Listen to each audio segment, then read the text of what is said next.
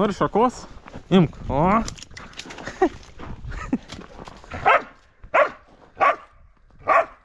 O. Ką reiks?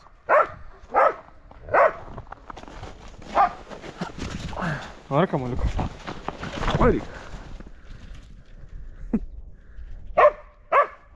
A tu baigsi? Nu sveiki, sekėjėliai. Tai turim tokią situaciją. Sausio pradžioj gavau statybos leidimą.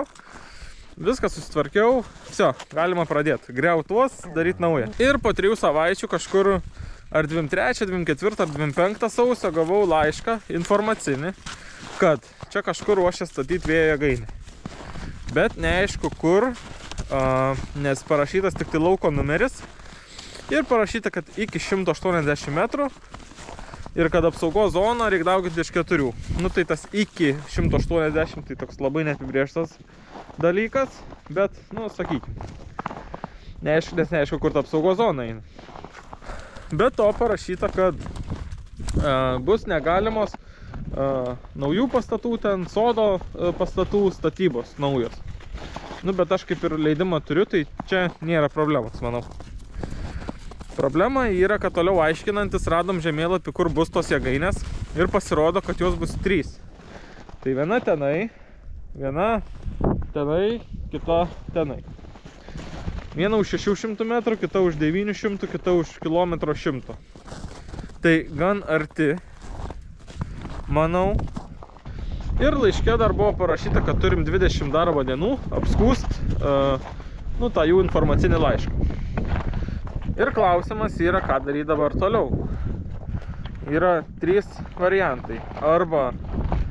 Arai. Šiaip. Čia kamuoliukas. Nu, tau nelika. Tai dabar mano akim yra 3 variantai. Tai pirmas statyti toliau ir susigyventi su tais malūnais. Antras variantas – bandyti skūst ir žiūrėti, kas bus ir palei tada, ir tada priimt sprendimą kažkokį. Arba trečias variantas – viską čia mest ir pradėti viską per naują kažkur kitur. Nu, tai dabar galit pasireikšti komentaruose, kur norit, privačiai man, kas esat susidūrę, kas turi žinių kažkokių daugiau, kaip čia kas galėtų vykti. Ir duokit žinot, gal bus lengviau kažką nuspręsti. Nes dabar tai tokia nežinomybė. Jau aš visas medžiagas pamatam turiu. Tai čia dabar jau yra, nors dar nieko net nepadarėm, čia jau yra sukišta apie kokį 10 000. Tai va, tiek tam kartui.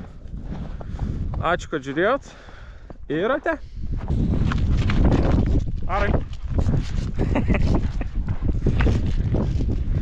Arai, sės.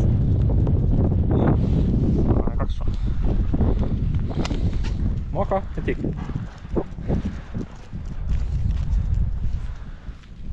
Slysti? Ką? Ar? O, ateik.